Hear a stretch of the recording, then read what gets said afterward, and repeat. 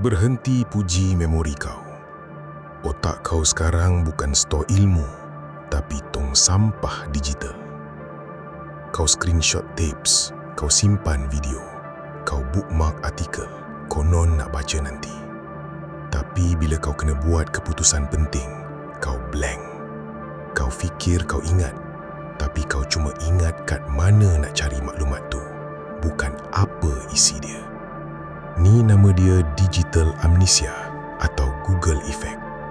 Sebab maklumat terlalu senang dapat, otak kau dah malas nak buat kerja keras untuk simpan data dalam memori jangka panjang. Kau cuma simpan cebisan data yang tak ada kaitan. Kau tak ada sistem ilmu, kau cuma ada koleksi bookmarks yang berhabuk. Kau dah serahkan fungsi storage otak kau pada skrin phone. Jadikan kepala kau sekadar transit untuk data sampah yang kau akan lupa dalam masa 5 minit. Cuba kau tanya diri sendiri, apa satu benda paling penting kau belajar minggu lepas yang kau boleh terangkan dengan detail sekarang tanpa tengok phone? Tak ada.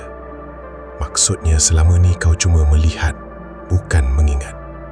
Bina sistem ilmu dalam kepala, bukan dalam galeri phone kau. Berhenti jadi pengumpul sampah digital kalau kau tak nak jadi zombie yang tak ada otak sendiri. Fikir sendiri.